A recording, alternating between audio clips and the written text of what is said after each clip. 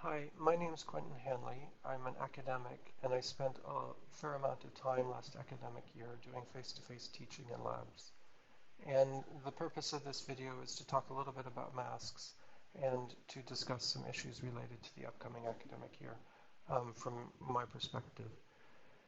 There's a few things that I just want to remind everybody, and the first one is that the coronavirus is a disease of indoor spaces transmitted by aerosols. This doesn't mean that it doesn't get transmitted outdoors. Yes, it does. It doesn't mean that it doesn't get transmitted through fomites. Yes, it does. However, one of the most risky areas for transmission is indoor spaces frequented by large numbers of people without masks, particularly if they're speaking loudly. And so in that context, we need to reconsider issues related to masks, and masks can provide additional resilience for our business, and it may be of interest to other people as well, and also things that you might want to consider as you're thinking of going back into lecture theaters. I know many of my academic colleagues in the UK will have not had face-to-face contact with students for some time. They may have had some over the summer. However, a large number of them may not have been back into classrooms all of last academic year. That certainly wasn't the case for me. So the other thing to note is that unlike last academic year, there is no mask requirement for indoor spaces like there was. And so we can't really expect people to wear masks. And if you are one of these people who gets upset because people aren't wearing masks, it's pointless to be angry about that. The best thing is to deal with the circumstances as they exist. So masks are no longer required. However, wearing a mask may make you more resilient, both in the face of potential surprises. We were surprised last year, and I don't want to see a repeat of that. When going back into lecture theaters, there are issues related to communication, and then there is also a lot of misinformation and poor information about masks. And so some people say, well, they don't work, they're hard to breathe, that sort of thing. And so I want to just confront a few of these things and also give some suggestions if you are worried about going back into classrooms in the upcoming academic year. The first thing is if you are one of these people who believe that masks aren't useful or that they're hard to breathe, I think some of that has to do with mask choice. This is the type of mask that I see most, either that or surgical masks. And the thing about this sort of mask is that very little air is being filtered by the mask. When I use this, and particularly if I seal it properly, I find it suffocating, and it also will be, it is difficult to breathe. I also find it quite unpleasant because I feel jets of air that go over my eyeballs and they fog up my glasses unless I put some sort of compound on it. And so if you are wearing one of these, I will say that it probably isn't protecting you as well as you think it is, and you should be considering some other type of mask. In the early stages, I used a KN95. I used that in together with a 3D printed device that sealed the edges, and that did seem to protect me during a period of time when there were many, many, many cases of coronavirus on my campus. I'm not going to go into the details, but there were times when there were many of my students were absent from the lab sessions that they were scheduled to come to. So if you are using one of these, again, you want to have some additional device. There are some things out there that make sure that it seals. If you're finding that it is fogging up your glasses very quickly, you probably want to consider your mask choice.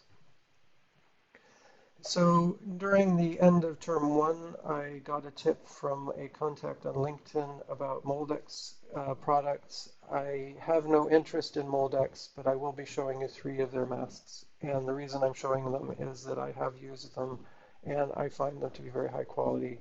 And at least so far, I do not believe that I have got the coronavirus, although I am doubly vaccinated now.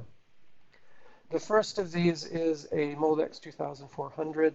And this is where it is important to practice with your mask in advance. And I just want to show you something about this. Although I used it extensively last academic year when I was teaching face-to-face, we were not giving lectures. And so this one is one that I think would probably be unacceptable if you were teaching through it. And the reason for it is the following.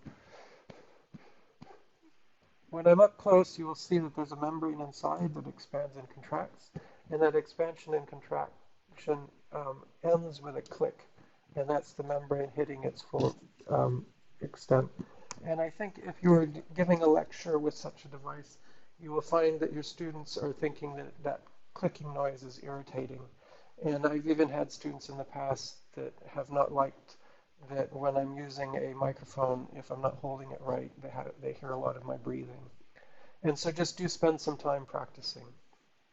More recently, I came across an outfit, so that I purchased from a company called the Norseman Safety Supply. It's in Northern Ireland, and this I got from a company called the Safety Supply Company, and this is more local.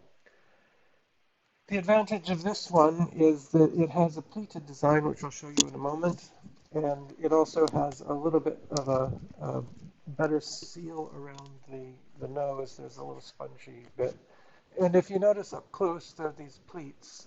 And what those pleats do is it increases the surface area, and that means the resistance to airflow when you're breathing is going to be less. And so I find this one quite comfortable to wear.